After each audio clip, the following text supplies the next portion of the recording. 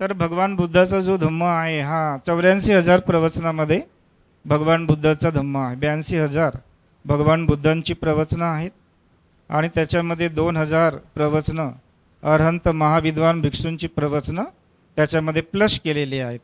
असा हा 84,000 प्रवचनाचा भगवान बुद्धांचा धम्म आहे. माँ का उपकार चुकता नहीं कर सकते, कितना भी मरते दम तक सेवा कर लें। कृतज्ञता कुछ लेवल पे चुकता होता है, पूरा नहीं होता है, लेकिन धर्म सिखाने के माँ को पूरी तरह चुकता होता है। इतना धर्म अग्र है। आणि बुद्ध शासनामध्ये म्हटल्या जाते जोपर्यंत पुण्य आहे तोपर्यंत मनुष्य जिवंत राहतो आणि जेव्हा वय होते किंवा पुण्याची समाप्ती होते त्यावेळेला मनुष्याला मृत्यू येतो. म्हणजे मी हिंसा करणार नाही एवढ्यानंच होत नाही, मी कायेची हिंसा करणार नाही, म्हणजे शरीराने हिंसा करणार नाही, वाचेने हिंसा करणार नाही आणि मनाने हिंसा करणार नाही. या तीन प्रकारची हिंसा असल्यामुळे बौद्ध लोकांनी जोपर्यंत या तीन प्रकारच्या हिंसेचं तो पालन करत नाही तोपर्यंत तो पुण्य संपादन करू शकत नाही आणि त्याचंही शीलही पूर्ण होऊ शकत नाही. नमो तस्सा भगवतो अरहतो सम्मा सम्बुद्धस्सा. नमो तस्सा भगवतो अरहतो सम्मा सम्बुद्धस्सा. नमो तस्सा भगवतो अरहतो सम्मा सम्बुद्धस्सा. बुद्धं शरणं गच्छामि. इमां दानां भिक्खु संघस्य देमा. म्हणा सर्वांनी, इमां दानां भिक्खु संघस्य देमा. तृतीयंपि इमां दानां भिक्खु संघस्य देमा. तृतीयंपि इमां दानां भिक्खु संघस्य देमा. पूजयमा पूजयमा पूजयमा. धम्मं शरणं गच्छामि. संघं शरणं गच्छामि. द्वितीयंपि बुद्धं शरणं गच्छामि. इदं मे ज्ञातिनं होतु सुखिता होन्तु ज्ञातयो. इदं मे ज्ञातिनं होतु सुखिता होन्तु ज्ञातयो. इदं मे ज्ञातिनं होतु सुखिता होन्तु ज्ञातयो. यथा वारी महापुरा परिपूरन्ति सागरं एवमेव इतो दिन्नं पेतानं उपकप्पति. उन्नमे उदकं वट्टं यथा निन्नं पवत्तते एवमेव इतो दिन्नं पेतानं उपकप्पति. साधु साधु साधु.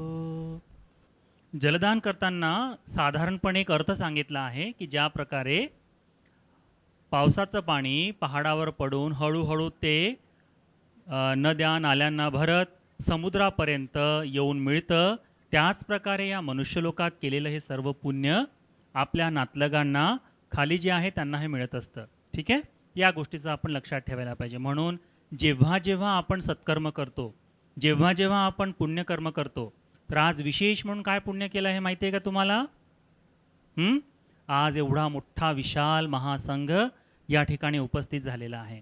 सुपटिपन्न, उजूपटिपन्न, न्यायपटिपन्न, सामीची पटिपन्न, जो 4 जोड्यांचा संघ आहे, त्याच्यामध्ये श्रोतापन्न, सकदागामी, अनागामी, अरहंत यांनी युक्त असलेला हा संघ, जो आहुनेय आहे, आव्हान करण्यासारखा, पाहुनेय आहे, पाहुणचार करण्यासारखा, दक्षिणेय आहे, दक्षिणा देण्यासारखा, अंजली करणीय आहे, करबद्ध करून हात जोडून नमस्कार करण्यासारखा, तो श्रावक संघ जो या जगात अनुत्तरस पुण्याचं क्षेत्र आहे, त्या पुण्यक्षेत्राला आपण या भूमीवर पाचारण करून, त्यांना गौरव सत्कार दाखवून, त्यांना पाय धुण्यापासनं, त्यांना भोजनदान, त्यांना नमन करून, मनसोक्त भोजन देऊन, त्यांना परिष्कार रूपाने आपण जे काही दान दिलं आहे, हे सर्व पुण्य आज तुम्ही एकत्रित केलं आहात. बरोबर आहे?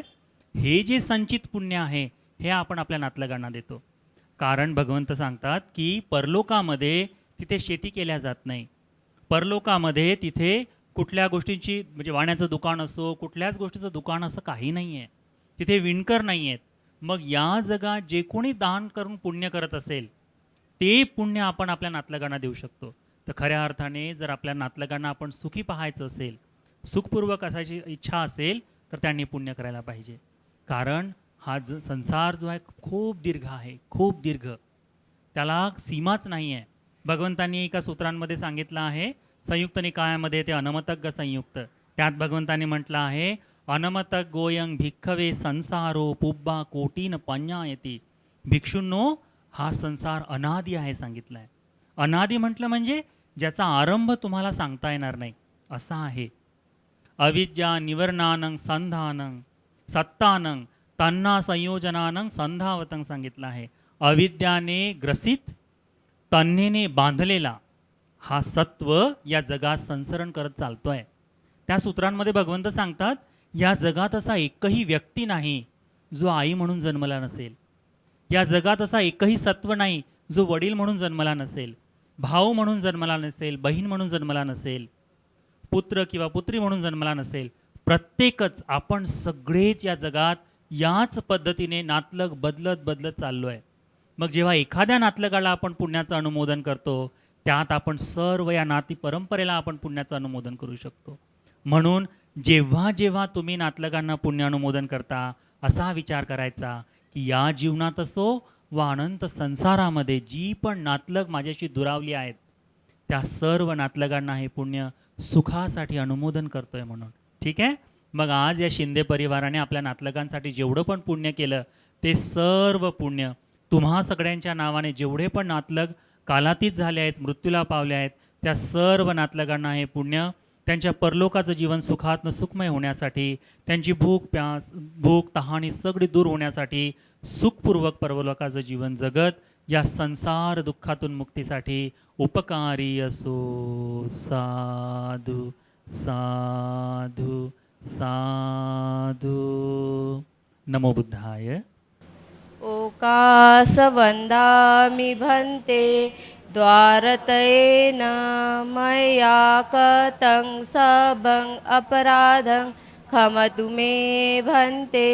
द्वितीयंपि ओकास वंदामि भन्ते मया कतं सबं अपराध क्षमतु मे भन्ते. तृतीयंपि ओकास वंदामि भन्ते. नमो तस्स भगवतो अरहतो सम्मा संबुद्धस्स. नमो तस्स भगवतो अरहतो सम्मा संबुद्धस्स. नमो तस्स भगवतो अरहतो सम्मा संबुद्धस्स. नमो तस्स भगवतो अरहतो सम्मा संबुद्धस्स. बुद्ध बुद्धं शरणं गच्छामि बुद्धं शरणं गच्छामि धम्मं शरणं गच्छामि धम्मं शरणं गच्छामि संघं शरणं गच्छामि संघं शरणं गच्छामि द्वितीयम्पि बुद्धं शरणं गच्छामि द्वितीयम्पि बुद्धं शरणं गच्छामि द्वितीयम्पि धम्मं शरणं गच्छामि द्वितीयम्पि धम्मं शरणं गच्छामि द्वितीयम्पि संघं शरणं गच्छामि द्वितीयम्पि संघं शरणं गच्छामि आदियामि सुरामेरयामज्जपमादठाना वीरमणि शिक्षापदं समादियामि सुरामेरयमज्जपमाडठाना वेरमणि सिक्खापदं समादियामि ईशरणेन सह पञ्चशीलं धम्मं साधुकं सुरक्षितं कृत्वा अपमादेन सम्पादेथ आं भन्ते साधु. साधु साधु साधु. आज हा जो कार्यक्रम आहे तर स्मृतिसेस अण्णाजी शिंदे कालकथित दिवंगत अण्णाजी शिंदे यांच्या 5व्या स्मृतिदिनानिमित्ताने आहे. आयुष्यमान योगेशजी शिंदे आणि शिंदे परिवाराकडून आजचं हे संगदान आहे. तर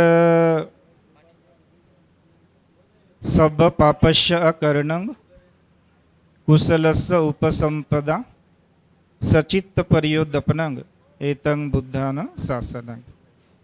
एक आई भगवान बुद्धाकडे आली, भगवान तुमचा हा जो मार्ग आहे, हा जो धम्म आहे, हा फार ज्ञानाचा मार्ग आहे, बुद्धीचा मार्ग आहे आणि एवढा मोठा ज्ञानाचा बुद्धीचा मार्ग कळायला मला थोडंसं अवघड होईल, म्हणून मला साध्या सोप्या भाषेमध्ये धम्म समजावून सांगा.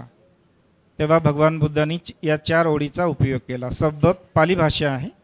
सब्ब पापस्य अकर्णं, सर्व प्रकारच्या पापकर्मापासून दूर राहा. अकर्णं, करू नका. कुशलस्य उपसंपदा, कुशल कर्म पुण्यकर्म आपल्या जीवनामध्ये जमा करा. याला वारंवार करा. सचित्त, आणि आपलं जे चित्त आहे, आपलं जे मन आहे, आपल्या जीवनाचं संचालन करते. मन घडवतो तसा मनुष्य होतो. या चित्ताला मनाला सचित्त परिपूर्ण दपनं परिशुद्ध करा. एतं बुद्धानं शासनं, हे बुद्धाचं शासन आहे, शिक्षण आहे, धम्म आहे, मार्ग आहे, तत्वज्ञान आहे. जे कोणी बुद्ध मागे होऊन गेलेत भूतकाळामध्ये, जे कोणी बुद्ध प्रेझेंटमध्ये या पृथ्वीच्या पाठीवर असतील, जे कोणी बुद्ध भविष्यामध्ये उत्पन्न होतील, या सगळ्या बुद्धाची ही एकच शिकवणूक. तर पाप कर्म अकर्णं, करू नका. जे कर्म केल्याने मनुष्य दुःखी होतो, माणसाला वाईट फळं भोगावी लागतात, दुःखाची फळं भोगावी लागतात. असं जे काही कर्म आहे शरीराने, वाणीने आणि मनाने करू नका. अकर्णं, कुशल कर्म, जे कर्म केल्याने मनुष्य माणसाचं चित्त मोदित होते, प्रमोदित होते, आनंदित होते, प्रसन्न राहते, आपल्याला सुख मिळते, असं कर्म म्हणजे पुण्यकर्म, कुशल कर्म. अशा कर्माला वारंवार करा. याला छंद लावून घ्या. वेगवेगळे छंद लोक लावून घेतात, तसं आपण छंद लावून घेतला पाहिजे, असं भगवान बुद्ध म्हणतात. या 4 ओळीमध्ये भगवान बुद्धांनी त्या म्हाताऱ्या आईला धम्म सांगितलं आणि ती धम्माच्या मार्गावर प्रतिष्ठित होऊन धम्माचं जीवन जगू लागली. तर भगवान बुद्धाचा जो धम्म आहे, हा 84,000 प्रवचनामध्ये भगवान बुद्धाचा धम्म आहे. 82,000 भगवान बुद्धांची प्रवचनं आहेत आणि त्याच्यामध्ये 2,000 प्रवचनं अरहंत महाविद्वान भिक्षूंची प्रवचनं त्याच्यामध्ये प्लस केलेली आहेत. असा हा 84,000 प्रवचनाचा भगवान बुद्धांचा धम्म आहे.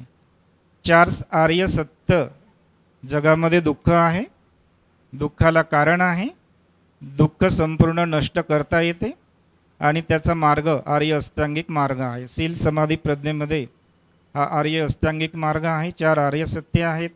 10 पारमिता आहेत, 10 उपपारमिता आहेत, 10 परमार्थ पारमिता आहेत, 37 बोधिपक्षीय धम्म आहे, 10 भिक्षूंकरिता 10 शील आहेत, उपासकांकरिता 5 शील, नंतर अष्टशील, 75 शिके आहेत भिक्षूंकरिता, 227 नियम आहेत आणि भिक्षुण्या जर असतील त्यांच्याकरिता 237 नियम आहेत. एवढा मोठा महान असा धम्म बुद्धाचा आहे, जो बोधिसत्व परमपूज्य डॉक्टर बाबासाहेब आंबेडकरांच्या परिश्रमाने आपल्याला मिळालेला आहे. आप सभी लोग को बहुत सुंदर आज दिन है. प्रज्ञा सिंधु उपासिका, योगेश सिंधु उपासक जी, दोनों ने मिलकर एक सुंदर सा पुण्य अनुमोदना कार्यक्रम रखे हैं. ये कृतज्ञता का लक्षण है. ये भगवान बुद्ध के समय से चलता आ रहा है. मन में अप्रसन्नता मत जगाइए, खुश होना चाहिए, क्योंकि ये कृतज्ञता का गुण सबसे बड़ा गुण है. जो भी व्यक्ति को सबसे बड़ा दुष्ट बनाने का, सबसे गुणों को हानि करने का सबसे बड़ा दुर्गुण जो है वो अकृतज्ञता है. किया हुआ उपकार याद नहीं रखना, जो देवदत्त के पास था. तो आज हम जो धर्म बताने जा रहे हैं, क्योंकि देवदत्त के पास सील था, सब चीज था, लेकिन वो उपकार भगवान का याद नहीं रखता था, अपने को ही महान समझता था. इसी में सारा दोष हुआ. तो अभी हम जो धर्म बताने जा रहे हैं भगवान का, जो इस दुनिया में अपने आप हम लोग सुनने वाले बहुत कुछ चीज़ है, देखने वाले बहुत कुछ चीज़ है, बोलने वाले बहुत कुछ चीज़ है, सीखने वाला बहुत कुछ चीज़ है इस दुनिया में, करने वाला बहुत चीज़ है, लेकिन उन सारी चीज़ से सामान्य लौकिक दुनिया बढ़ता है, शरीर का सुख मिलता है. लेकिन अभी जो धर्म का बात आप सुनने जा रहे हैं, ये धर्म का बात अपने अंदर को शांति सुख निर्माण देता है, अपने को श्रेष्ठ बनाता है. जो करने से, सुनने से, बात करने से, मनन करने से, शिक्षा लेने से, इस सभी चीजों में से कोई आग्रह है तो वो है बुद्ध का वचन. इसीलिए भगवान बुद्ध बोलते हैं, आनंद अगर तुम किसी को प्यार करते हो तो, आनंद तुम किसी को प्रिय करते हो तो, तुम किसी को हितैषी हो तो, तुम किसी को मानते हो तो, तुम्हें किसी कोई अच्छा लगता है तो तुम एक काम जरूर करना. क्या भगवान? उन्हें तथागत के प्रति मन प्रसन्न करवाओ, उनके श्री सद्धर्म के प्रति मन प्रसन्न करवाओ, आर्य महासंघ के प्रति मन प्रसन्न करवाओ, शीलवान बनाओ. ये उत्तम श्री सद्धर्म उन लोग को दो अनुकंपा करके. यही है सबसे बड़ा उपकार. माँ का उपकार चुकता नहीं कर सकते, कितना भी मरते दम तक सेवा कर लें. कृतज्ञता कुछ लेवल पे चुकता होता है, पूरा नहीं होता है, लेकिन धर्म सिखाने के माँ को पूरी तरह चुकता होता है. इतना धर्म अग्र है. इसलिए बोलता है धम्म सब दानंग धम्म दानंग जिनाति, सभी दानों से धर्म दान श्रेष्ठ है. तो इसलिए भगवान बुद्ध, लेकिन ये धर्म दान हम लोग लेते समय अपने आप में एबिलिटी होना चाहिए, क्षमता होना चाहिए. वो क्षमता क्या? भगवान बुद्ध बोलते हैं एसो विन्यो पुरिसो. कोई भी बुद्धिमान व्यक्ति मेरे पास आए, असठ हो, लेकिन उसमें सठ कपट नहीं होना चाहिए, अमायावी माया नहीं होना चाहिए, उजू जाति को दिल सीधा होना चाहिए, बात करने में सब चीज दिल का साफ होना चाहिए. वो आया तो सुबह आया तो कितना भी देर करे, हम बात करते करते उसको शाम तक धर्म बोध करवा देंगे. भगवान बुद्ध बोलते हैं धर्म बोध करेगा. इतना उत्तम, मतलब सट कपट माया हम लोग को बाधा करता है. इसलिए दिल से पूरा खुला मन से आज धर्म सुनना चाहिए. क्योंकि देखिए हम सभी लोग को ये मिला हुआ मौका बहुत दुर्लभ है. अभी धर्म के आसन पे सभी लोग धर्म चर्चा नहीं करता है. बहुत सारे लोग, प्रोग्राम बहुत जगह होता है, लेकिन टाइम सबसे ज़्यादा 1-2 घंटा 4 घंटा स्वागत करने में लग जाता है. लेकिन यहाँ हम अभी रात में 3-4 बजे आए, लेकिन थके हुए हैं, लेकिन देखकर खुशी हुआ कि ज़्यादा टाइम वेस्ट किए बिना प्रोग्राम शुरू हुआ. ये प्रज्ञा उपासिका का और योगेश सिंधु उपासक का प्लान. तो इसीलिए आप लोग मन में श्रद्धा जगाना चाहिए. हम 2 बात धर्म का बताते हैं. देखिए भगवान बुद्ध बहुत सारे लोगों को बोलते हैं, बहुत सारे लोग ये आयु वर्ण सुख बल यश कीर्ति और मरने के बाद सुगति सुख, ये सब पसंद है, सभी को इच्छा है, सभी लोग बहुत मनाव करते हैं। नहीं चाहता है कि हमको लंबी उम्र मिले, सब चाहते हैं। नहीं चाहते हैं कि हम सुंदर से रहें, सब चाहता है। नहीं चाहते हैं कि हम सुख से रहें, अच्छा से गाड़ी में जाएं, खाएं पिएं, सब चाहता है। नहीं चाहता है कि हम बल संपन्न रहें, न्याती रिश्तेदार सब हमको पहचाने, इज्जत दे, मतलब एक अच्छा से रहें सुख से, सब चाहता है। लेकिन भगवान बुद्ध बताते हैं उसके लिए कई कारण हैं, ऐसा ही नहीं मिलता।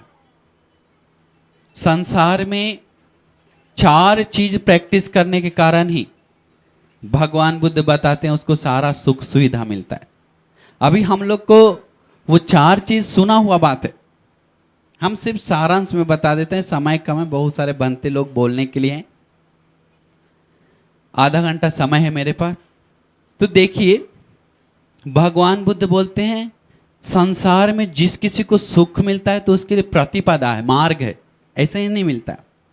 हम लोग गाय के पास जाकर गाय को आरती उतार कर हम सिंह को तेल लगाकर हम बोलेंगे दूध निकल जाओ, तो गाय से दूध निकलेगा क्या? गाय भी सही है, आदमी भी सही, आदमी भी दूध लेने का इच्छा से गया है, लेकिन लेने का जगह गलत है, दूध नहीं मिलता है उसे। दूध लेने के लिए जाना पड़ेगा तो गाय का थन के पास जाना पड़ेगा, तब जाके दूध मिलता है।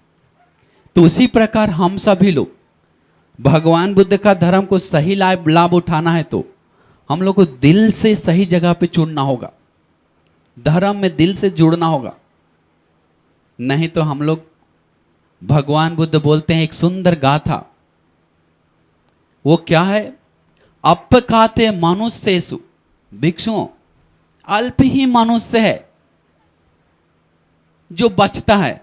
अपकाते मनुष्येषु पार तेजना पारगामिनो, जो पार जाने के लिए, मुक्त होने के लिए, सुख के लिए, धर्म के लिए, एक सत्य के लिए कदम उठाने वाला अपकाते बहुत कम है। अपकाते मनुष्येषु तेजना पारगामिनो अथायं इतरा पजा, बाकी लोग क्या है? पजा, इतरा मतलब इधर ही, अथा इतरा पजा तीर नेव दावे, तो इधर ही दौड़ते रहता है, घूमते रहता है, करता नहीं है, सिर्फ दिखाते रहता है, बोलते रहता है, लेकिन करने वाला अपकाते है, नाखून का मीठी जैसा। भगवान बोलते भिक्षु ये नाखून का मीठी है या धरती का मीठी ज्यादा है? भगवान आपके हाथ में तो इतना ही थोड़ा नाखून का मीठी है, धरती का मीठी करोड़ गुना ज्यादा भी बराबर नहीं कर सकते। हाँ भिक्षु इतना ही पुण्य के लिए, सम्मादिट्ठी के लिए कदम उठाता है, सभी लोग कदम उठाता है इस मतलब भोग सुख के लिए, अपना सुख संपत्ति जो भोग वस्तु है खाने पीने के लिए, उसके लिए कदम उठाता है। अपने लोग कदम उठाता है। दूसरा न्याति सुख के लिए, हमको न्याति रिश्तेदार से सुख मिले, उसके पीछे भागता है। और लोग इस्तेमाल करता है आरोग्य सुख के लिए, अरे मेरा शरीर निरोगी रहे, उसके लिए दौड़ता है। लेकिन लोग दौड़ता नहीं है सील के लिए, लोग दौड़ता नहीं है सम्यक दृष्टि के लिए, एक अच्छा देख, एक प्रज्ञावान जीवन के लिए, एक सुंदर श्रेष्ठ जीवन के लिए दौड़ता नहीं है, कदम नहीं उठाता है, कम है। तो उसके लिए कदम उठाना मतलब प्रज्ञा होना बहुत लक्षण है। अभी आप लोग को प्रज्ञा नहीं है करके हम नहीं बोलेंगे। क्यों नहीं बोलेंगे? क्योंकि प्रज्ञा नहीं होता तो, क्योंकि इनका भी नाम प्रज्ञा ही पड़ गया। प्रज्ञा नहीं होता तो आज आप लोग भिक्षु संघ के सामने से, प्रज्ञा तो पुण्य से मिलता है, पुण्य है तो सब मिलता है एक एक करके। तो आपको पुण्य नहीं है तो आप यहां नहीं बैठेंगे, आप ऐसे भिक्षु संघ को देखकर हाथ नहीं जोड़ेंगे। ये पुण्य का लक्षण है, पुण्य का बीज है अंदर। लेकिन हम लोग आलस और कपट और छल और मन भटकाव के कारण, ये दुनिया के कारण, हम लोग फंसने के कारण सही चीज नहीं चुन सकते। अभी दुनिया में कितने बहाने वाला जगह है। देखिए हम लोग को धर्म प्रैक्टिस करने के लिए कितना बाधा है। एक दुनिया काम वासना में बढ़ रहा है, अभी इतना लंबा सूर से कि कह नहीं सकते हैं। परिवार में लफड़ा चल रहा है। एक आदमी गुस्सा क्रोध करते करते घमंड से रह रहा है, नहीं क्या? एक देश में युद्ध चालू है, एक बच्चा में किसी किसी को और कुछ प्रॉब्लम, डिवोर्स का प्रॉब्लम, इसका प्रॉब्लम, उसको पूरा दुनिया भर भर के लड़ाई झगड़ा युद्ध चल रहा है हर तरीका से पैदा।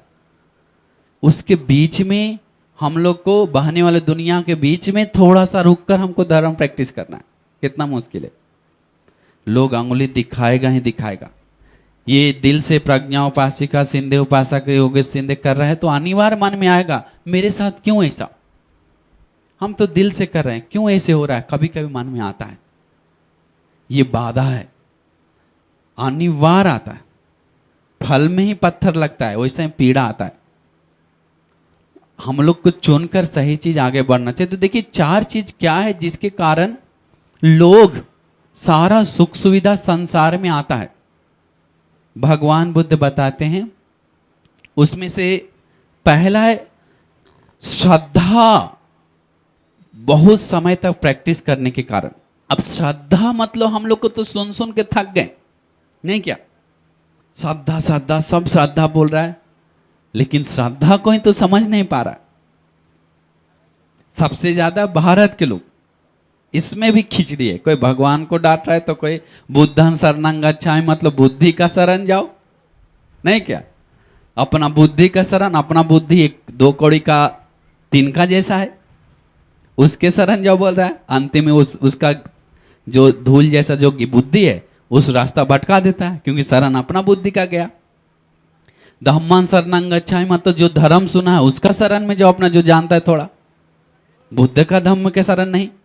संघं शरणं मतलब जो महिला मंडल बना है, पुरुष मंडल बना है, एक बुद्ध विहार का जो ट्रस्ट बना है, कमेटी बना है, संस्था बना है, उसके शरण जाओ। नहीं बोलता है क्या, बात करता है, अर्थ को अनर्थ कर दिया, उल्टा ही ले लिया।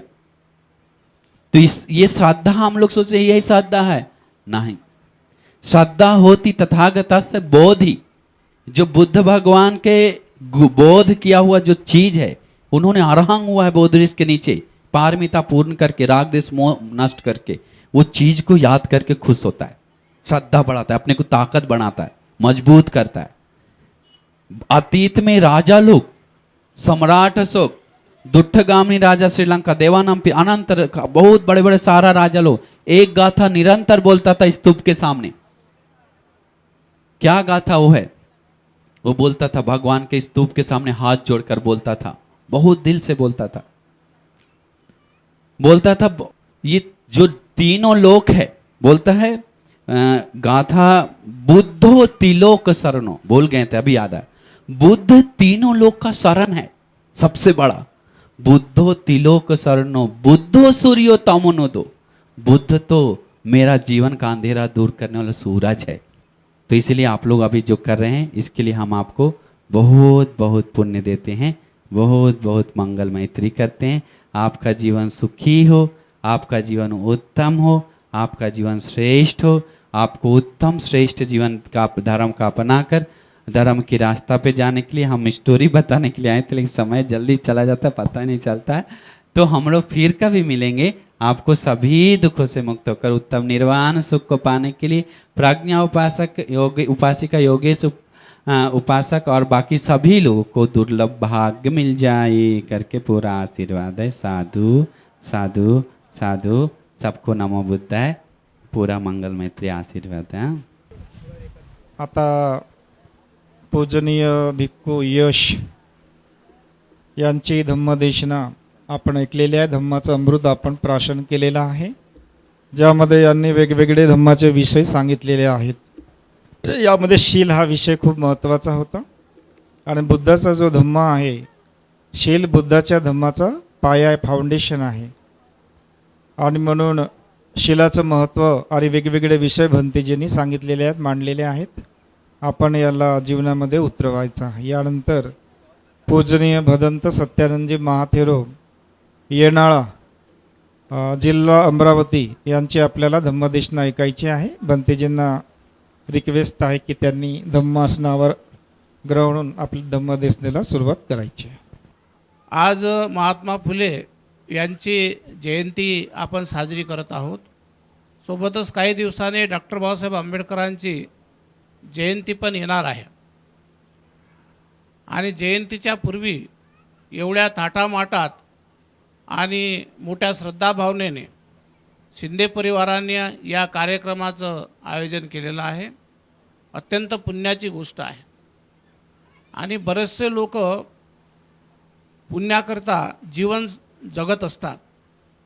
अनेक लोकांना पुण्य काय आहे हे पण माहिती नसते. पण आजचा हा पुण्याचा अवसर शिंदे परिवारांनी पूर्ण गावकऱ्यांना, अनेक इथे उपस्थित जे लोक झाले त्यांना करून दिलेला आहे. त्यामुळे ते धन्यवादास पात्र आहेत. मी एक गाथा म्हटलेली आहे, तपोचं ब्रह्मचर्याचं. आता तप करायचं कसं? तपोचं ब्रह्मचर्याचं. आणि ब्रह्मचर्य म्हणजे काय? तप करणे. आपण बऱ्याचशा लोकांच्या मनामध्ये तपाविषयीची भावना आहे की हिमालयावर जाऊन तपचर्या करणे. परंतु बौद्ध धर्मामध्ये तपाची जे व्याख्या आहे म्हणजे आचरण करणे, शिलाचं आचरण करणे. आणि मग शिलाचं आचरण म्हटल्यानंतर प्रत्येकाचे वेगवेगळे शिला आहेत. पण धम्म मात्र भिक्खूंच्यासाठी 227 शिला आहेत आणि उपासकांसाठी भिक्खूंसाठी 227 शील असून 10 प्रमुख शील आहेत आणि उपासकांसाठी पंचशील आहे. त्यानंतर अष्टशील आहे. त्यानंतर 11 शील आहेत, कायिक, वाचिक, मानसिक, सुचरित शील. आणि या प्रकारे शिलाच्या द्वारेच आम्ही तप करू शकतो. कोणी जर तप करण्यासाठी जंगलात गेला, कोणी जर तप करण्यासाठी पहाडावर गेला, कोणी जर एखाद्या स्थळी शून्यगारात गेला तरी पण त्याच्याकडून शिलाचं पालन होईलच. म्हणजे त्यावेळेला त्या शिलाचं पालन तो यासाठी करू शकतो की तो एकटा आहे. आणि एकटा असल्यामुळे तो काही शिलांचं पालन जरी करत असला, जंगलात जरी असला आणि आपल्या म्हणजे एकांतस्थळी म्हणजे शून्यगारामध्ये जरी असला तरी त्याच्याकडून शील पालनाची खूप मोठी संभावना जरी असली पण खऱ्या शिलाचं पालन त्यांच्याकडून होणं कठीण आहे. कारण काय आहे, मनुष्य जंगलात गेला, शून्यगारात गेला तरी त्याचं मन त्याच्यासोबत असते. आणि भगवंतांनी मनाला प्राधान्य दिलेलं आहे. मन हे सर्व धर्माचं केंद्रबिंदू आहे आणि मन सर्व धर्माचं केंद्रबिंदू आहे. त्यामुळे बुद्ध एके ठिकाणी म्हणतात, चेतना भिक्कवे कम्म वदामी. भिक्खूंनो, मी चेतनेला म्हणजे मनाला कर्म मानतो. आणि त्यामुळे मनाला वळण लावण्यासाठी, मनाला संस्कारमय बनवण्यासाठी बुद्धाने भिक्खू संघाला जे सील दिलेले आहे, 227 नियम दिलेले आहे. आणि तेव्हा कुठे त्याचं पालन करत असताना पुण्य संपादन होत असते. आणि बुद्ध शासनामध्ये म्हटल्या जाते, जोपर्यंत पुण्य आहे तोपर्यंत मनुष्य जिवंत राहतो. आणि जेव्हा वय होते किंवा पुण्याची समाप्ती होते त्यावेळेला मनुष्याला मृत्यू येतो. पण आता हे पुण्य संपादन करायचं का? तर पुण्य यासाठी संपादन करायचं आहे, याच जीवनामध्ये निर्वाण प्राप्त करता आलं पाहिजे. आणि निर्वाण प्राप्त करून आपण जीवनमुक्त झालो पाहिजे. आणि जीवनमुक्त झाल्यानंतर जर आपण जीवनमुक्त झालो नाही, निर्वाणगामी मार्गातच आपला मृत्यू आला, तर आपल्याला चांगल्या गोष्टीची म्हणजे प्राप्ती झाली पाहिजे. कोण्या गोष्टीची प्राप्ती झाली पाहिजे? म्हणजे आपण देवलोकातनी, काही लोक आपल्या कर्मानं जन्मात जातो, काही लोक आपण ब्रह्मलोकामध्ये जन्मास येतो. तर हे सर्व आपल्या कर्माचं फळ असते. आणि म्हणून तपोचं ब्रह्मचर्याचं. ब्रह्मचर्य म्हणजे नुसतं म्हणजे भिक्खूसारखं जीवन जगणे म्हणजेच ब्रह्मचर्य काय? किंवा स्त्रीपासून अलिप्त आहे म्हणजेच ब्रह्मचर्य काय? जो 4 ब्रह्मविहाराचा, कारण विस्तारानं यासाठी बोलता येणार नाही कारण अनेक भिक्खू बोलायचे आहे, म्हणजे 4 ब्रह्मविहाराचं जो आचरण करतो तो तप करू शकतो आणि ब्रह्मचर्याचं जीवन आपण जगू शकतो. केव्हा? जेव्हा तो 4 ब्रह्मविहाराला समजतो. आर्य सत्यानं दर्शन, आणि आर्य सत्याचं दर्शन त्याला होते आणि मग निर्वाण प्राप्त होते. पण कधी होते? जर तो शील मार्गाने असेल, जर तो शील मार्गाचं तप करत असेल. मग गृहस्थांना तथागत भगवान बुद्धांनी पंचशील सांगितलं, आणि पंचशील जर सांगितलं असेल तर तो पुण्याचा मार्ग आहे. मग साधारणतः बरेच लोक अशी व्याख्या करतात, मी हिंसा करणार नाही, चोरी करणार नाही, खोटे बोलणार नाही, व्यभिचार करणार नाही, आणि असत्य भाषण करणार नाही आणि दारू पिणार. मग एवढ्यानंच शील पालन होईल का? हे एकाच पद्धतीचं शील पालन आहे. म्हणजे मी हिंसा करणार नाही, एवढ्यानंच होत नाही. मी कायेची हिंसा करणार नाही, म्हणजे शरीराने हिंसा करणार नाही, वाचेने हिंसा करणार नाही आणि मनाने हिंसा करणार नाही. या 3 प्रकारची हिंसा असल्यामुळे बौद्ध लोकांनी जोपर्यंत या 3 प्रकारच्या हिंसेचं तो पालन करत नाही तोपर्यंत तो पुण्य संपादन करू शकत नाही आणि त्याचंही शीलही पूर्ण होऊ शकत नाही. आणि मग यासाठी पंचशील हे पहिले आहे. एकदा भगवान बुद्धाकडे धम्मिक नावाचा उपासक आला आणि भगवंताला म्हटलं की भगवान, तुम्ही भिक्खूंना खूप पुण्याचा मार्ग सांगता, मग आम्हाला सांगा आम्ही काय करावं. भगवंतांनी म्हटलं, हे धम्मिका, रोज सकाळी उठल्यानंतर पुण्यकर्म केलं पाहिजे, दान कर्म केलं पाहिजे. पुण्यकर्म केलं पाहिजे, दान कर्म केलं पाहिजे आणि विहारात गेलं पाहिजे. ह्या गोष्टी 3 भगवंतांनी शिकवल्या. त्याच्याही नंतर काही शिकवल्या आहेत. आणि मग सकाळी उठल्यानंतर आजच्या काळामध्ये असा कोण आहे की रोज दान कर्म करतो? पण दान कर्माची सुरुवात करण्यासाठी धम्मदान हे सर्वश्रेष्ठ दान आहे, हे सर्वांना माहिती आहे. मग धम्माचं आचरण स्वतः करावं लागेल आणि उठल्या उठल्या आपल्याला आपल्या परिवारातील लोकांना त्या धम्माचं दर्शन करण्यासाठी आपल्यालाही प्रॅक्टिकल करावं लागेल. म्हणजे साधारणतः बौद्ध उपासकांनी काय करावं, तर बौद्ध उपासकांनी उठल्यानंतर आनापानासती किमान करावी प्रत्येकाने. मग प्रश्न असा आहे की काही म्हणते लोक की नाही आम्ही मग पवित्र नाही. हा पवित्र नाही असं म्हणण्यापेक्षा आम्ही आंघोळ केलेली नाही, आम्ही सकाळी उठलो तोंड धुतलं नाही, म्हणजे हे आपल्या धर्मातले अडथळे आपल्याला वाटू लागतात. मुख्यतः ही धर्मातली अडथळेच नाही. तुमचं मन जेव्हा तुमच्यासोबत आहे तर मनाची तयारी पाहिजे. पण उठल्यानंतर दैनंदिन कार्यक्रम आपला काय बनवायला पाहिजे पुण्य संपादन करण्यासाठी, आचरण घडवून आणण्यासाठी, दानकर्म करण्यासाठी. तर उठल्या उठल्या आपल्या बेडवर किंवा आपल्या निवासात उठल्याबरोबर आपण कमसे कम जेवढा वेळ मिळत असेल, अर्धा घंटा मिळत असेल, 10 मिनिट मिळत असतील, 1 घंटा मिळत असतील, तर आपण आनापानासती केली पाहिजे. त्यानंतर आपले दैनंदिन कामं केले पाहिजे. जिथे बुद्धाचं पूजास्थळ असेल आपल्या घरामध्ये, आपले आंघोळ वगैरे निपटल्यानंतर आपण तिथे 3दा मागे पाय करून वंदन केलं पाहिजे. आणि मागे पाय करून वंदन केल्यानंतर आपण काय केलं पाहिजे, 3दा वंदन करावं. किंवा आपल्याला टाईम मिळत असेल तर आपण लोकांनी टाईम मिळाल्यानंतर वंदना घ्यावी, जेवढी वंदना घेता येईल. मग 10 मिनिटाची घेता येईल, 20 मिनिटाची घेता येईल, अर्ध्या घंट्याची घेता येईल, 1 घंट्याची. म्हणजे याच पद्धतीने सुद्धा आपण म्हणजे धम्माचं आचरण करत असतो. कारण वंदना करताना आपलं मन एकाग्र असते, कोणत्याच मार्गाला ते जात नसते. वंदना करताना आपल्याला कुठला विचारही सुद्धा मनात येत नाही आणि त्यामुळे आपलं शीलाचं पालनही वाचनही होत असते, मनानंही होत असते आणि शरीरानंही होत असते. म्हणजे एक प्रकारचं तेवढ्या वेळाचं ते ध्यान आहे. जरी नॅचरली ध्यान नसलं किंवा प्रॅक्टिकली ध्यान नसलं तर वंदनेच्या माध्यमाने आपण दुसरं कोणतंच पाप करत नसल्यामुळे तो ध्यानाचाही एक प्रकार होऊ शकतो आणि बुद्धाला स्मरण केल्याचं पुण्यही आपल्याला प्राप्त होऊ शकते. आणि आपली जे आचरणाची बचत होते, वाईट गोष्टीतून मुक्त राहण्याची एक बचत होते, ती सर्वात मोठी असते. आणि म्हणून आपली सकाळची सुरुवात बुद्ध स्मरणाने केली पाहिजे. आणि घरातल्या या मोठ्या लोकांना जर ही सवय असेल, तर घरच्या लहान लोकांनाही ती सवय लागते. बऱ्याचदा आपण पाहतो की महिलांना घरामध्ये वंदना करण्याची, पूजा करण्याची, विहारात जाण्याची सवय आहे आणि त्याचाच एक परिणाम आहे की त्यांच्याबरोबर महिला वर्ग किंवा त्यांच्या लहान मुलीसुद्धा विहारामध्ये जातात. पण पुरुषांना फारच कमी सवय आहे. म्हणजे याचा अर्थ असा नाही की पुरुष धार्मिक नाही, पुरुषाला धर्म समजत नाही किंवा आंबेडकरी विचारांची त्यांना आवड नाही, बुद्ध विचाराची आवड नाही.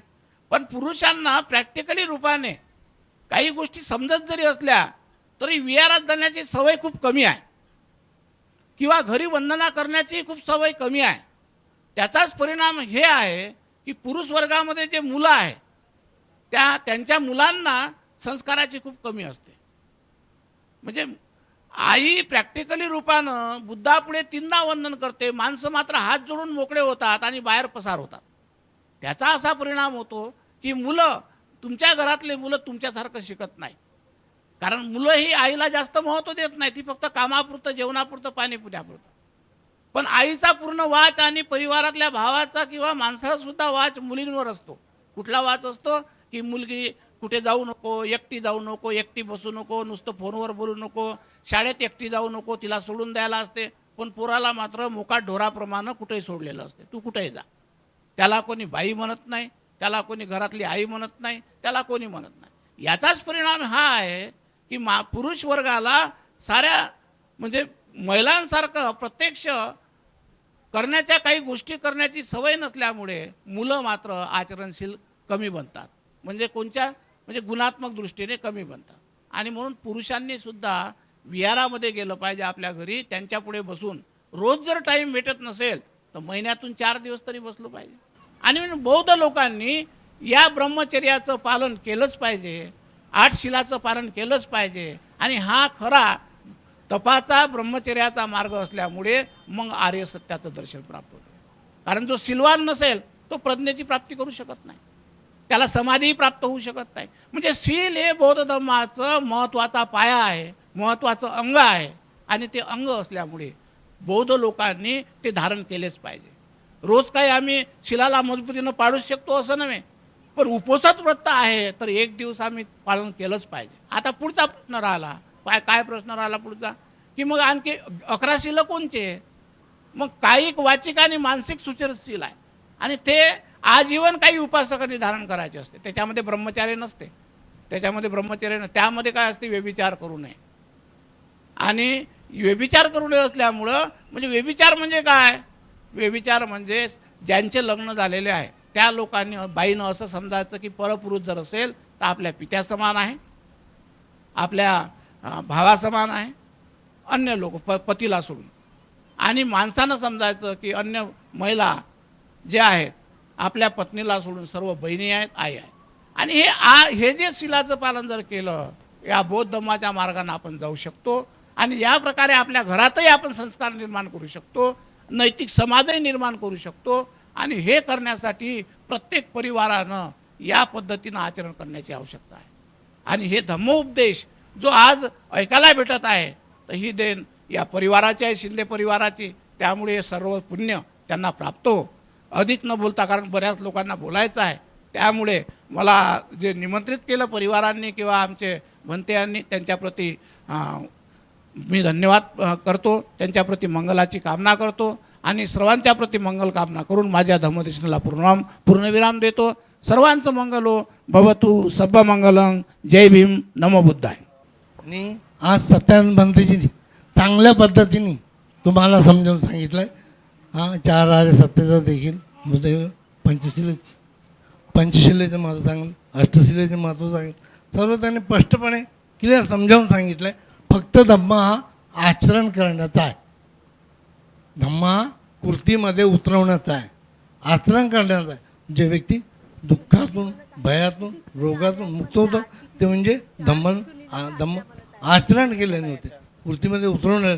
आज आयुष्यमान शिंदे परिवार व त्या परिवाराने आपल्या परिवाराकरता एक पुण्याचा संचय केलेला आहे. त्या पुण्यबलाने त्यांचे जे घटक पृथ्वी, आप, तेज, वायू यामध्ये जे विलीन झालेले आहेत त्या घटकाला शांती प्राप्त व आपण इथे 2 शब्द ऐकून घेतले. तुम्हा सर्वांचे मंगल, संपूर्ण दुःख, रोग, भय निवारण अशी एक मी मंगल कामना करता. भवतु सब्ब मंगलम, भवतु सब्ब. महाकारुणिक तथागत भगवान सम्यक संबुद्ध युगपुरुष क्रांतिसूर्य बोधिसत्व परमपूज्य डॉक्टर बाबासाहेब आंबेडकर बदंत धम्मकीर्तीजी महाथेरो उपस्थित पूजनीय भिक्खू संघ यांना त्रिवार वंदन करतो.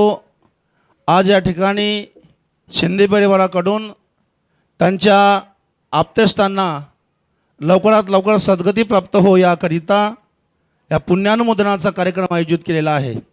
या कार्यक्रमामध्ये सर्व मोठे मोठे पूजनीय भिक्खू संघ या ठिकाणी आहेत. त्यामुळे मी फक्त मंगलकामना देतो की शिंदे परिवार सुखी राहावा, निरोगी राहावा, त्यांना धन प्राप्त हो, ज्ञान प्राप्त हो, प्रज्ञा प्राप्त, निर्वाण पद प्राप्त हो.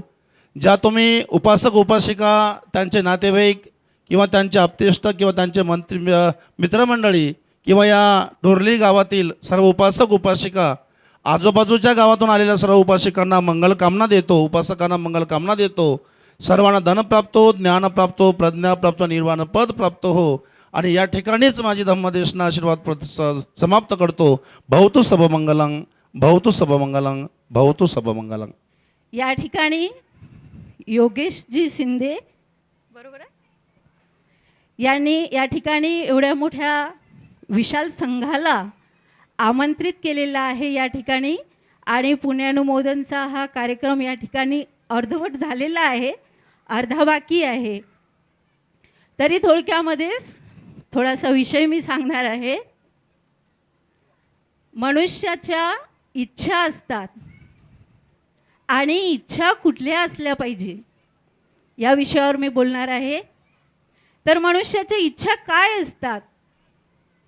आपण या ठिकाणी गृहस्थ आहोत, काही उपासक आहोत, काही उपासिका आहेत.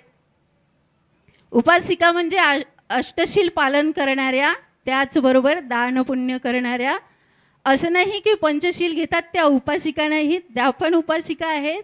शील पालन करत असतील तर, विहारामध्ये जात असतील तर, आणि या ठिकाणी गृहस्थ गृहिणीसुद्धा. तर इच्छा काय असतात मनुष्याच्या? तर त्या इच्छा असतात, आपल्याकडे चांगली गाडी असली पाहिजे, घर असलं पाहिजे, घरामध्ये छोटी टी व्ही नाही तर मोठी 1 लाखापर्यंतची टी व्ही असली पाहिजे. त्याचबरोबर साधा मोबाईल नाही तर आयफोन असला पाहिजे. ह्या आपल्या इच्छा असतात. परंतु खऱ्या इच्छा काय आहेत ह्या आपल्याला माहिती नाही. काही लोकांना धम्म माहीत असेल, कदाचित ऐकलं असेल, नसेल. परंतु मी सांगते, इच्छा मनुष्याच्या काय असल्या पाहिजे आणि केव्हा आपण निर्वाणाच्या मार्गाला पोहोचू. तर इच्छा ही असली पाहिजे, ज्याप्रमाणे राजा बिंबिसार यांच्या इच्छा काय होत्या. ज्या वेळेस सिद्धार्थ गौतमाने गृहत्याग केला आणि आपलं एवढं मोठं राजपाट सोडून गेले. असे म्हणतात त्यांच्या शेतामध्ये 1000 नांगर चालायचे. एवढी मोठी धनसंपत्ती प्रॉपर्टी सोडून ते गेले. आणि गेले तेव्हा सुरुवातीला ते राजगृह या ठिकाणी गेले. तिथे गेल्यानंतर राजगृहाचे बिंबिसार राजा यांनी सिद्धार्थ गौतमाला म्हटले होते की मी माझं अर्ध राजपाट तुला देते, परंतु तू गृहहीन जीवन जगू नकोस. परंतु सिद्धार्थ गौतमाने ते मान्य केलं नाही.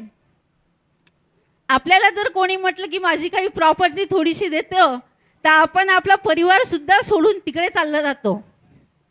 परंतु भगवान सिद्धार्थ गौतमाने असं केलं नाही. ते सरळ त्यागी जीवन जगण्यासाठी गेले.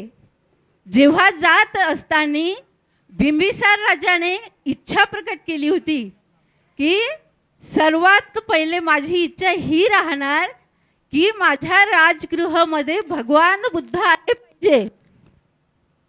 दुसरी इच्छा हे राहणार की मी भगवान बुद्धाचे त्रिवार वंदन केले पाहिजे. तिसरी इच्छा ही राहणार की मी भगवान बुद्धाचा धम्म ऐकला पाहिजे. चौथी इच्छा माझी हे राहणार की तो धम्म मी श्रवण केला पाहिजे, आचरणामध्ये आणलं पाहिजे. अशा राजा बिंबिसारांच्या इच्छा होत्या. आणि आपल्या इच्छा ह्या साधारण राहतात. म्हणून मला असं म्हणायचं, इच्छा अशा ठेवा की त्या इच्छा निर्वाणाच्या मार्गापर्यंत नेलं पाहिजे. आता या समोर 2-3 दिवसामध्ये 14 एप्रिल येणार आहे. 14 एप्रिल आपण सगळे धूमधडाक्याने साजरी करतो. धूमधडाक्याने साजरी करणं म्हणजे काय? डीजे लावणे, डान्स करणे, दारू पिणे, हे असं नसलं पाहिजे. 14 एप्रिल आपल्या घरामध्ये जर कोणाचा वाढदिवस असेल, पुण्यानुमोदन असेल, तर आपण काय करत असतो? भंतीजीला बोलावतो, त्यांच्याकडून परित्राण पाठ करतो, प्रवचन धम्मदेशना ऐकतो, परत त्यांना काहीतरी आपण दान पुण्य करतो. करतो की नाही? करतात सगळे. वाढदिवस करता आपल्या मुलांचा वगैरे. तर बाबासाहेबांची जेव्हा जयंती येते, हा उत्साह आहे, हा सण आहे, करा तुम्ही उत्साह चांगल्या पद्धतीने, परंतु त्या अगोदर आपण एक दिवस असा निवडला पाहिजे की त्या दिवशी आपण भिक्खूला एक दिवस तरी धम्म देशना देण्यासाठी आमंत्रित केलं पाहिजे. भोजनदान दिलं पाहिजे, त्यांना दान दिलं पाहिजे, चिवरदान दिलं पाहिजे, अष्टपरिष्कार दिलं पाहिजे. कोणाच्या नावाचं? बाबासाहेबांच्या जयंती निमित्ताने. परंतु आपण तसं काहीही करत नाही. आम्ही फक्त वर्गणी काढतो, डीजे लावतो, डान्स करतो. काही लोक दारू पितात, इथले पित नसतात पण बऱ्याचशा ठिकाणी पाहायला मिळते आणि त्याच्यामध्ये भरपूर वादही होतात. तर हे आपल्याला असं करायचं नाही आहे. आपल्याला चांगल्या प्रकारे जयंती करायची आहे. जर आपण खरंच भगवान बुद्धाचे उपासक असू, बाबासाहेबांचे अनुयायी असू, तर आपल्याला ह्या सगळ्या गोष्टी अशा प्रकारे चांगल्या पद्धतीने करायच्या आहेत. या ठिकाणी मला 2 मिनटं बोलण्याची संधी मिळाली आहे, तर मी संघाचे खूप आभारी आहे. परत मला संघाला इथं बोलण्याची संधी मिळालेली आहे. सर्वात जास्त मी आभारी सुरेश ससाई भंतेजी यांचे आहे की त्यांच्यामुळे बोलण्याची संधी मिळाली. पुरस्कार देके विद्यार्थी को बड़ा उत्साह, बड़ा प्रेरणा देना है. इसलिए आज मैंने 16 घंटे 10 और भिकुनी हाथों को लेके नागपुर से आया हूं. अम्बेडकर की प्रेरणा से मैं भी 90 साल है. चलिए सबका पिता माता को सेवा करेगा. जय मंगलराव. संजय कुटुंब ने उस अनुसार, उस गाथा के अनुसार उन्होंने बहुत सार ये स्तंभ में पिता माता को, पूर्वजा को सेवा करने का बड़ा उत्सव बनाया है. इसलिए हर साल मेरा को निमंत्रण मिला. मैं 90 साल से ज़्यादा हो गया. तकरीब होते हुए भी अम्बेडकर के हिम्मत से अभ्यास करो, संगठित हो, संघर्ष करो. ये मंत्र को कृति में उतरकर मैं चला कभी कभी 4 काम बहुजना स्ताया बहुजना स्काय रोज घूमता है. हम बहुत प्रभावित हुए. हमारा योगेश सिंह जी ने जो सालों से कर रहा है एक पुण्य का काम. एक तो ज्योतिबा फुले का जन्म जयंती अप्रैल 11, 1827 में अप्रैल 11 के दिन ज्योतिबा फुले का जन्म हुआ. तो अभी 2026 सिर्फ 1 साल बाकी है 200 साल बनने के लिए. इसलिए उनका याद करना और अपने पिताजी को याद करना, अपने ज्ञाति बंधुओं को याद करना बहुत बड़ी बात है।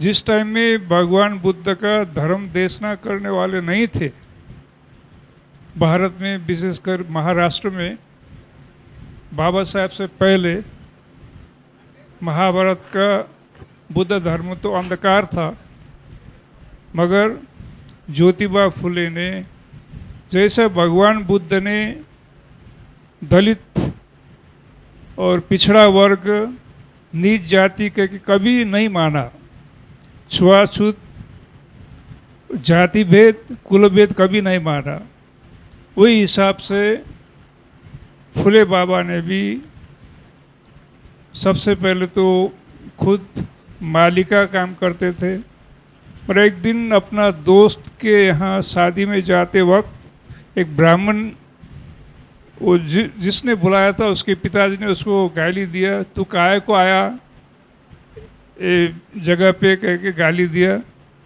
उसको थोड़ा शौक लगा, उसके बाद उसने वह कुछ नहीं बोला। वो भी थोड़ा शिक्षित था, मिशनरी स्कूल में पढ़ चुका था, मैट्रिक पास था, इसलिए उसने फिर अहमदाबाद में जाके एक मिशनरी स्कूल में जाके देखा, लड़कियों के पढ़ाते थे, तो वही देख के खुद ने पूना में एक महिला लोगों के लिए पढ़ाने का प्रयास किया। सबसे पहले तो अपने श्रीमती और बहन को पढ़ाया, उसके बाद श्रीमती की तरफ से वहाँ के महिला लोगों को पढ़ाने का काम करवाया। बहुत लोगों ने गाली दिया दोनों को। श्रीमती जी को, जो सावित्रीबाई फुले है, वो पढ़ाने जाती थी तो गोबर से, पत्थर से मारते थे, तो भी जाके पढ़ाती थी। तो लास्ट में उनको अच्छा नहीं लगा तो बोलने लगा, हम नहीं जाएंगे। तो ज्योतिबा फुले ने उसको धाड़स दिया, बोला वैसे चिंता नहीं करने का,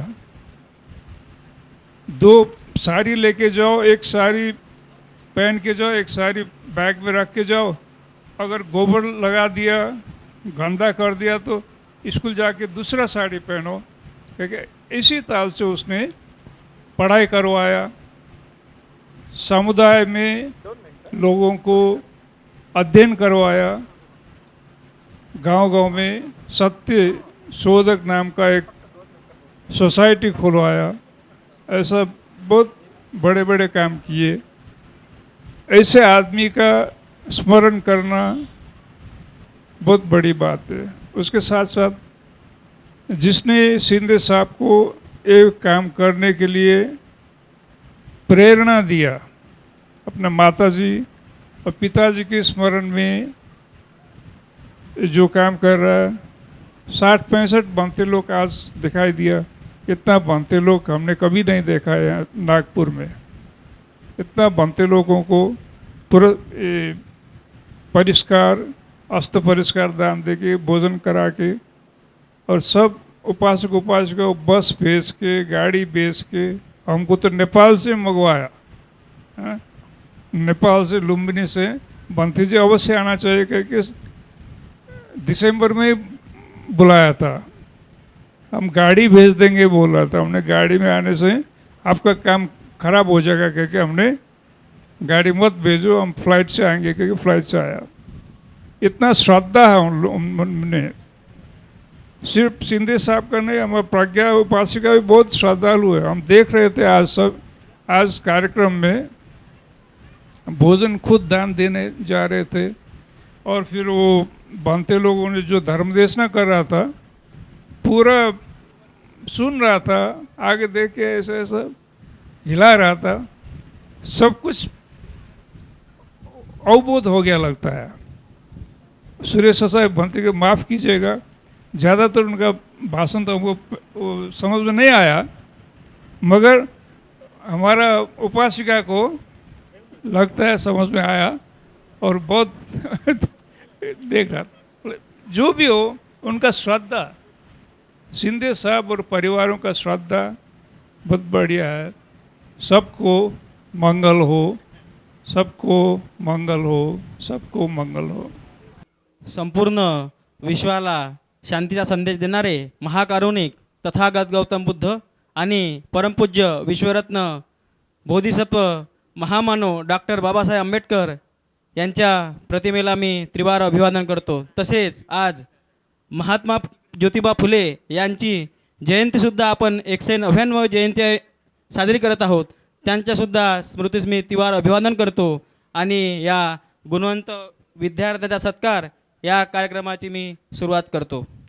त्याचप्रमाणे या कार्यक्रमाचे आयोजन ज्यांनी केलेले आहेत तसे आयुष्यमती अनुसयाबाई अण्णाजी शिंदे, तसेच आयुष्यमती प्रज्ञा योगेशजी शिंदे नागपूर, आयुष्यमती निकिता उमेशरावजी शिंदे काटोल, आयुष्यमती योगेश अण्णाजी शिंदे नागपूर, आयुष्यमती उमेश अण्णाजी शिंदे काटोल यांच्यातर्फे हा भव्य दिव्य इथे कार्यक्रम आपण आज पार पाडत आहोत. आणि तसेच आजूबाजूंनी आलेले सगळ्या गावातील मंडळी तसेच येथे जमलेले सर्व भिक्षुगण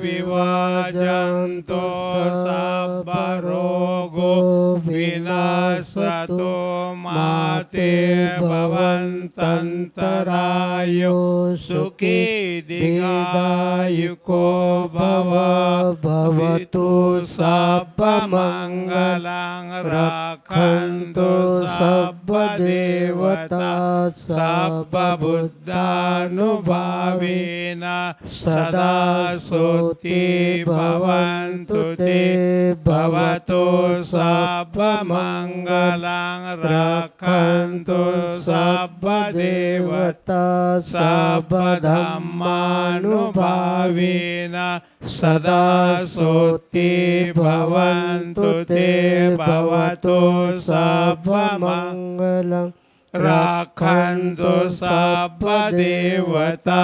सर्वसङ्गानुभावेन सदा सोति भवन्तु ते.